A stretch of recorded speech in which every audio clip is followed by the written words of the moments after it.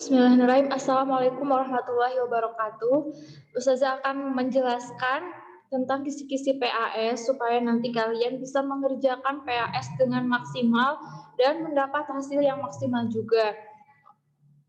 Amin ya rabbal alamin. Nah, jadi untuk PAI kalian nanti akan mengerjakan soal dari bab untuk materi yang di PAS-kan yaitu dari bab 4 sampai bab 6 ya, yaitu dari iman kepada malaikat, berpakaian sesuai syariat Islam, dan manfaat kejujuran. Kita bahas satu-satu, tolong harus dipahami baik-baik supaya bagus nilainya.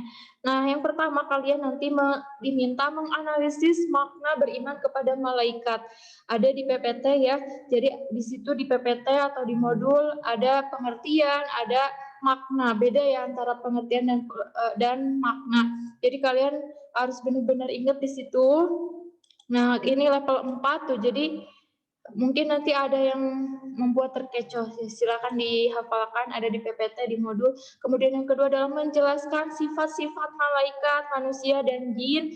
Ada di PPT, ada di modul, ada tabel kan di situ perbedaan antara malaikat, jin dan manusia. Jadi silakan dihafalkan, diingat-ingat.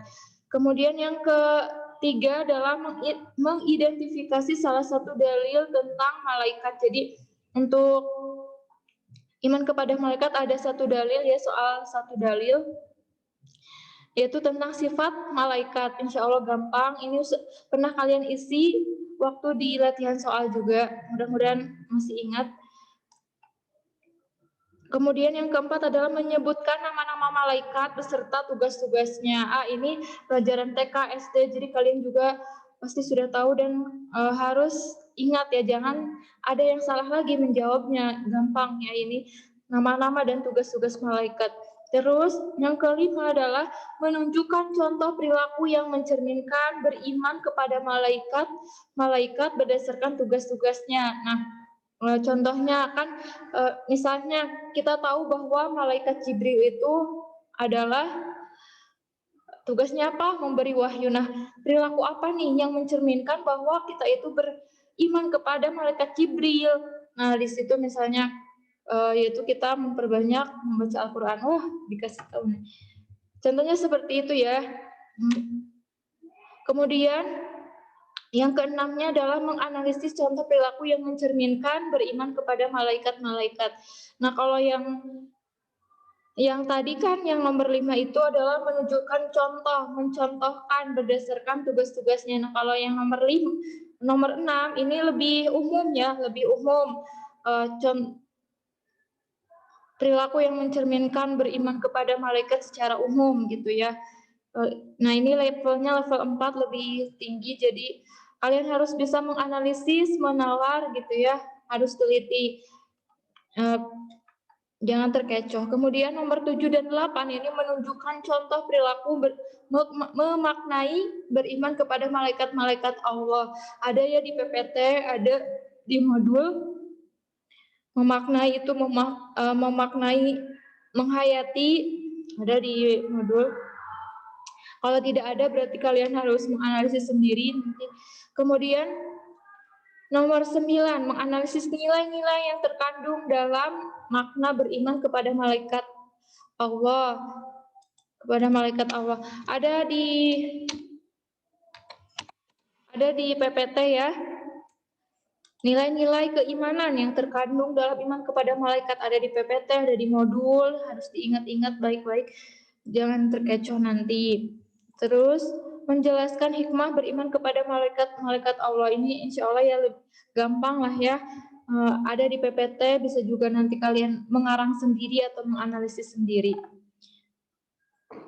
Kemudian untuk bab 5, berpakaian sesuai syariat Islam. Nah, pertama kalian harus bisa menyebutkan pengertian pakaian yang sesuai syariat Islam. Nah, maksudnya pakaian yang syari itu tuh yang seperti apa sih, yang bagaimana sih? Ya, kalian harus tahu nanti. Kemudian yang ke-12-nya menyebutkan hukum menutup aurat bagi umat Islam itu apa, apalagi bagi perempuan itu bagaimana. Kalian juga sudah tahu, silahkan diingat-ingat lagi nanti. Kemudian nomor 13 menjelaskan sebab-sebab umat Islam wajib menutup auratnya. Nah, ada ya di PPT sebab-sebab kenapa sih umat Islam itu harus berpakaian sesuai syariat Islam. Nah, harus diingat-ingat juga nanti. Ingat ya, Ustazah tuh sering banget ngasih soal yang berupa yang bukan merupakan, yang tidak termasuk, yang bukan termasuk atau misalnya dengan kata kecuali. Nah, jadi dari situ kalian harus teliti, tidak boleh terkecoh. Selanjutnya menjelaskan tujuan umat Islam wajib menuntut auratnya. Ada ya di PPT itu ada sebab-sebabnya, ada tujuannya. Silakan dibaca. Kemudian nih soal selanjutnya tentang dalil. Jadi di kelas 10 ini memang banyak keluar dalil-dalil ya, jadi harus siap-siap saja, tapi insya Allah ini gampang-gampang, jadi Ustazah yakin kalian bisa. Nah, yang pertama ini dalil tentang Al-Ahzab ayat 59, jadi kalian tinggal cek aja ya Al-Ahzab 59 artinya apa, harus ingat. Dari situ kita bisa mengetahui isi kandungannya apa. Nah, nanti akan ditanyakan yang ya misalnya contohnya ya yang bukan merupakan isi kandungan misalnya ya. Jadi hati-hati jangan terkecoh. Mungkin bisa pilihan jawabannya itu semuanya positif gitu ya, kayak semuanya benar. Nah, tapi ternyata ada satu yang tidak tepat misalnya kayak gitu. Selanjutnya adalah Al-A'raf ayat 26, ini lebih gampang juga ya. Jadi silakan dicek menjelaskan tentang apa gitu. Kemudian nomor 17 menunjukkan contoh perilaku yang mencerminkan kesadaran berpakaian sesuai syariat Islam. Nah, misalnya nanti ada kasus-kasus orang-orang yang berkelakuan terhadap pakaiannya bagaimana. Nah, nanti kalian disuruh milih yang benar itu seperti apa, yang salah itu seperti apa gitu. Kemudian nomor 18 menjelaskan ketentuan-ketentuan berpakaian sesuai syariat Islam. Jadi pakaian syari itu yang seperti apa sih? Kalian juga sudah tahu ya. Silakan nanti diingat-ingat lagi dan hati-hati jangan terkecoh. Selanjutnya nomor 19 menganalisis gaya berpakaian sesuai syariat Islam. Mungkin nanti akan ditampilkan gambar atau apa gitu ya. Kalian diminta menganalisis komentar apa yang tepat untuk mengomentari hal tersebut ya. Jadi hati-hati berikan jawaban yang terbaik. Kemudian nomor 20 menjelaskan manfaat berpakaian sesuai syariat Islam. Ada di PPT, ada di modul, bisa juga nanti dianalisis sendiri insya Allah gampang ya.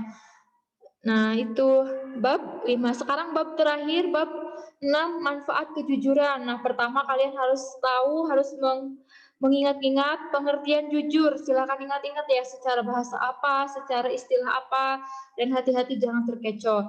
Nomor 22, menjelaskan makna dalil tentang kejujuran. Jadi tuh sekarang dalil lagi gitu ya.